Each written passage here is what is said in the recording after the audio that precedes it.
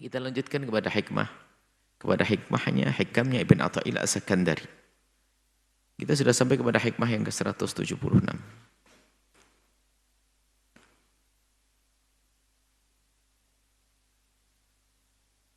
Min alamati iqamati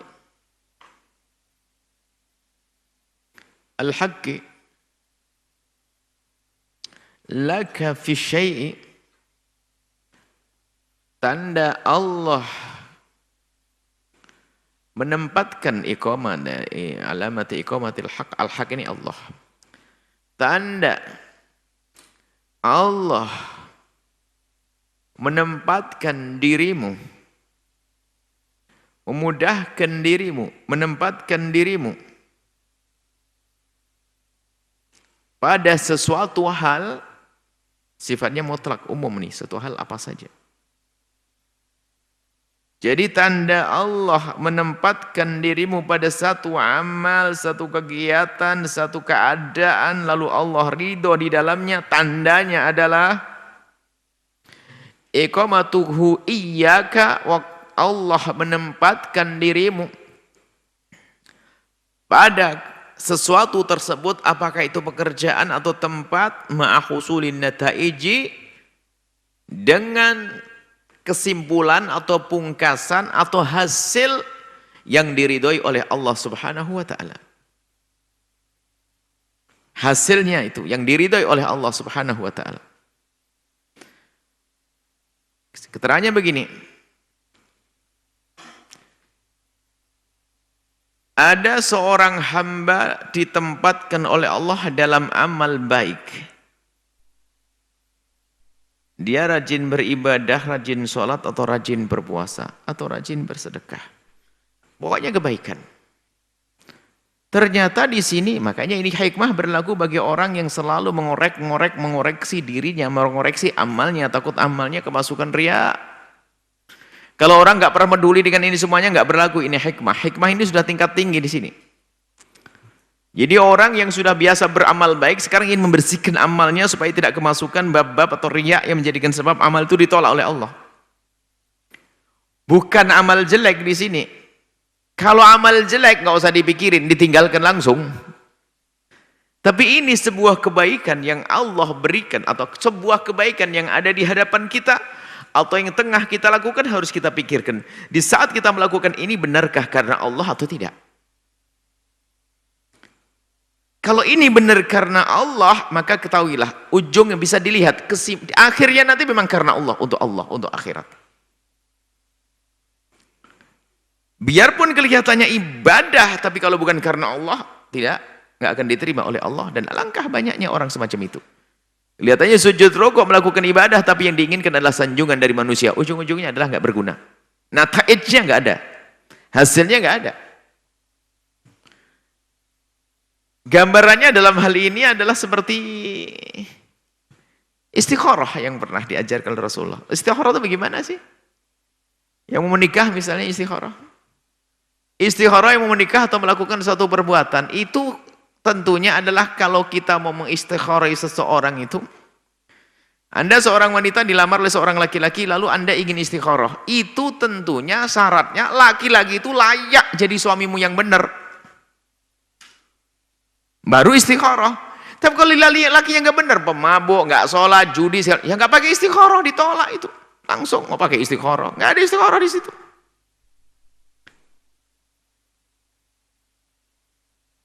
Istikharah itu pasrah kepada Allah, kan begitu. Jadi sesuatu itu adalah benar baik baru diistikharah. Kalau nggak baik, nggak pakai istikharah, langsung ditinggalkan. Nah di sini kurang lebih seperti itu. Jadi amal baik yang kita lakukan pun ternyata harus kita koreksi. Apakah di saat kita melakukan kebaikan ini benar-benar karena kita patuh kepada Allah atau patuh kepada selain Allah, yaitu hawa nafsu kita. Ada orang melakukan kebaikan dengan hawa nafsu, ada. Jangan dianggap tidak ada. Hawa nafsu di dalam diri kita juga mengajak kepada kebaikan, tapi di belakangnya adalah kejelekan, natijahnya kejelekan. Bisikan syaitan bukan karena Allah. Nah ini. Maka yuk kita perhatikan. Kalau Kalau sudah Allah menempatkan dirimu pada kebaikan, tinggal kita merenung tujuannya apa. Bidayatul amal, rencana amal adalah rencana yang baik. Kemudian setelah itu dimudahkan kita melakukan kebaikan. Kalau di sini belum kebaca, apakah kita ini benar karena Allah atau tidak? Tandanya bahwasanya kita benar-benar Allah kehendaki untuk melakukan kebaikan dan kita menjadi diridhoi oleh Allah. Tandanya apa? Natijahnya ada. Tujuannya apa di balik ini semuanya? Membantu masjid ada tujuannya hanya karena dia itu mencalonkan jadi apa saja rupanya. Bagi-bagi karpet ke masjid hanya tujuannya agar dipilih jadi apa. Giliran nggak dipilih ditarik lagi itu. Misalnya kelihatannya amal baik tapi belum tentu dia. Natijahnya apa? Hasilnya apa? Ujungnya sana tuh apa yang dicari di balik perjalanannya dalam beribadah itu? Allah atau bukan? Maka iqamatuhu iyyaka fihi ma'husul natijati. Allah mudahkan, jadikan engkau tetap di amal tersebut. Kemudian juga tujuannya sana itu jelas. Natijahnya, husulun natijati, hasilnya itu ada. Kalau dibaca itu hasilnya adalah positif, hal yang baik yang diridhai oleh Allah Subhanahu wa taala, bukan manusia, bukan hawa nafsu. Imam Ghazali rahimahullah taala tentang Aqabah, bagaimana kita memerangi hawa nafsu yang ada di dalam diri kita, luar biasa berat, panjang sekali beliau cerita, karena memang luar biasa hawa nafsu. Menghiasi amal kita seolah-olah amal baik, dibalik terselubung di balik amal baik ternyata tujuannya jelek, itu hawa nafsu.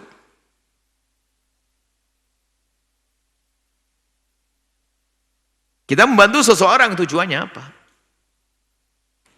Kita membantu seorang amal baik.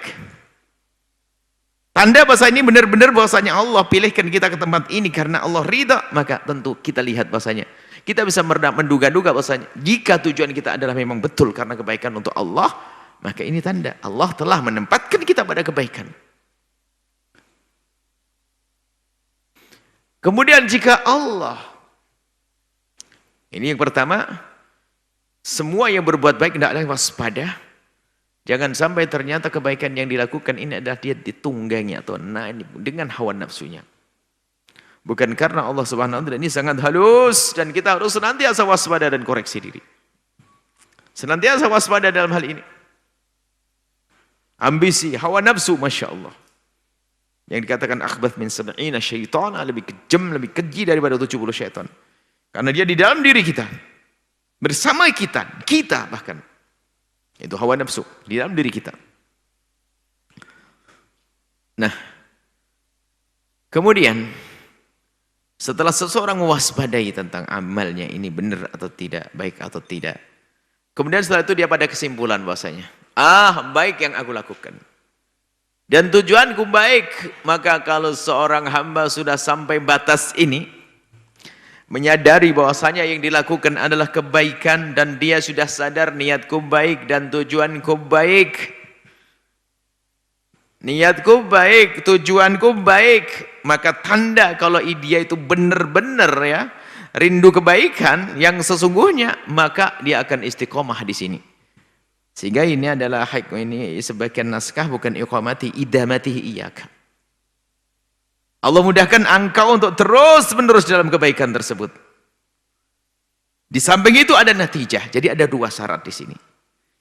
Ada dua syarat. Kalau kita melakukan kebaikan dan itu memang Allah kehendaki kita dengan kebaikan, maka tandanya adalah iqamatihi iyyaka fi idamatihi, maksudnya kita istiqomah di jalan kebaikan tersebut yang sudah kita renungi, bahwasanya jalan kebaikan yang di ujungnya adalah natijah keridhaan Allah Subhanahu wa taala.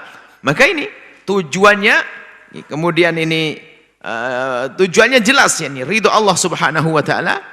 Kemudian dia bisa istiqomah di tempat kebaikan tersebut. Nah, dua ini syarat. Karena apa? Ini justru tanda ketulusannya itu ya dia menyadari bahwasanya dia menuju jalan yang benar, kemudian dia adalah dia istiqomah. Istiqomah untuk meniti jalan kebenaran, ini adalah tanda keikhlasan itu sendiri dan hakikat keikhlasan. Makanya nggak mungkin dia tuh berpaling dari jalan yang sudah dia tahu ini menuju keridhaan Allah kalau memang dia rindu kepada ridhaan Allah. Seperti halnya satu orang yang ingin mengambil satu hal, apa saja. Yang penyelam ingin mengambil intan permata sudah kelihatan tadi. Menyelam ke dalam kelihatan, cuma nafasnya nggak kuat, dia harus naik lagi. Cuma dia sudah tandai. Bahasanya di tempat inilah, di bawah inilah ada. Nggak mungkin dia ngambil jalan yang lain. Atau orang yang pergi ke satu tempat, bahasanya tempat itu adalah ada anak yang sangat dicintainya akan dijemput di sana. Atau bagaimana? Sudah tahu jalannya dia akan sampai kepada tujuan, mustahil kalau dia belok-belok. Atau berpindah jalan biarpun kelihatannya jalan serupa. Enggak. Dan jalan ini bermacam-macam martabat jalan. Dan jalan yang paling jelas adalah jalan yang paling dicintai Nabi SAW. Yang dikatakan sabili, jalanku. Mengajak kepada kebaikan, jalan dakwah. Nah ini, siapapun yang telah Allah tapakkan kakinya di jalan mengajak kepada kebaikan, yang untuk mendapatkan gelar khairu ummatin ukhrijat linnasi, dia harus bangga karena jalan ini jelas menuju kepada ridha Allah. Kalau memang dia ikhlas, sudah ditapakkan kakinya oleh Allah di jalan tersebut, dia nggak akan mau bergeser. Kecuali Allah geser sendiri. Allah geser. Contoh digeser oleh Allah, ya mungkin dia tidak bisa lagi melakukan karena sakit atau yang lainnya. Geser qahriyan, bukan dari kemauan dia. Nah inilah, maka memahami natijah, kemudian kita menyadari istiqomah atau tidak. Ini adalah untuk mengukur kita ini dikehendaki oleh Allah untuk kebaikan atau tidak. Ada orang bisa istiqomah dalam kebaikan tapi nggak ada natijahnya, tujuannya bukan Allah, maka rugi dia. Maka mari ayo berusaha untuk tetap istiqomah. Di dalam kebaikan yang sudah kita tekuni, jangan berpijak, jangan berpaling, jangan pindah daripada jalan yang sudah Allah mudahkan untuk kita. Para santri dengan menuntut ilmunya, semuanya ini. Kalaupun ternyata nanti harus sukses dengan profesi-profesinya, jalannya nggak boleh ditinggalkan, itu kan tambahan. Jalan menuju Allah Subhanahu wa taala, jalan ibadah, mendekatkan diri kepada Allah Subhanahu wa taala. Idamatuhu ayaqamatuhu iyyaka fihi. Di saat engkau bisa terus istiqamah di tempat tersebut, itu tanda bahasanya. Kemudian setelah itu, kebayang di matamu hasilnya adalah ridha Allah, maka tanda Allah telah memilihmu untuk Allah telah menempatkanmu ke tempat kemuliaan tersebut, atau jalan kemuliaan tersebut. Nah, kalau ada seorang hamba dalam kemaksiatan, nggak mungkin berkata, qad aqamani Allahu fi hadza. Allah telah menempatkan aku di sini. Oh, bukan, itu hawa nafsumu yang mengajak. Nah, hikmah ini, sebagian pensyarah hikmah itu dihubungkan dengan sebelumnya masalah karomah. Jadi setelah bunyi min alamati iqamatil haqqi laka fi syai' dalam karomah. Tandanya Allah memberikan kepadamu karomah, sebagian memaknai karomah. Maka engkau bisa istiqomah. Sebagian mengatakan itu karomah. Tapi sebagian lagi pensyarah hikam itu syai' ini bukan sekedar karomah, lebih luas daripada karomah. Pokoknya intinya apapun yang kau tekuni, tanda Allah ridho kepadamu adalah kamu senantiasa sadar tujuanmu itu kemana, natijahnya itu apa, dan engkau istiqomah di dalam meniti tempat tersebut, meniti jalan tersebut hingga sampai kepada tujuanmu. Penuntut ilmu harus jelas mau ngapain di sini. Apakah ini yang menempatkan diri kita di tempat ini Allah atau hawa nafsu kita? Hawa nafsu bagaimana? Oh, mungkin sekali karena mungkin dia adalah seorang anaknya kiai, pengen mondok, cuman rupanya hanya mempertahankan kursi kiainya, bapaknya. Bukan karena rindu kepada Allah. Nah, ini sesat niat juga. Atau adalah seorang santri yang mengagumi seorang kiai mungkin dengan segala kekayaannya. Dia rupanya pengen kaya lewat ilmu. Nggak benar niatnya begitu. Niatnya kelihatannya lah di jalan kebaikan, tapi tujuannya tuh nggak ada natijah, nggak ada hasilnya dengan niat yang seperti itu. Maka nggak sah yang demikian ini. Harus nih kita sudah berada di tempat yang benar, di jalan yang benar ini, jalan menuntut ilmu. Kemudian di balik itu ada harapan besar kita, keridhaan Allah Subhanahu wa taala. Lihat, istiqomah. Kita di dalam meniti, kemudian harapan kita juga benar, tujuannya kita benar, maka itu tanda bahasanya itu pilihan Allah, bukan pilihan hawa nafsumu sendiri. Bukan pilihan hawa nafsumu sendiri. Nah ini, mari kita semua merenung ya, semua kebaikan yang kita lakukan ini, jangan menuruti hawa nafsu. Jangan sampai kita menuruti hawa nafsu kita. Jangan sampai ini seruan hawa nafsu. Dan Imam Ghazali mengisyaratkan banyak kebaikan-kebaikan yang dilakukan oleh seorang hamba. Bukan karena menuruti perintah Allah, akan tapi menuruti perintah hawa nafsunya sendiri. Menuruti hawa nafsunya. Sedekah banyak, tapi hawa nafsu hanya pengen dibilang dia sebagai orang yang paling dermawan di kampungnya. Allah. Sholat ke masjid sambil marah-marah. Yang di rumah pada enggak cuma enggak masjid semuanya. Dia hawa nafsu, hanya pengen dibilang dia adalah ahli sholat ke masjid. Kalau seperti itu enggak akan diterima oleh Allah. Enggak akan sampai kepada natijah. Hasilnya enggak ada. Biarpun kelihatan istiqomah, enggak dapat apa-apa.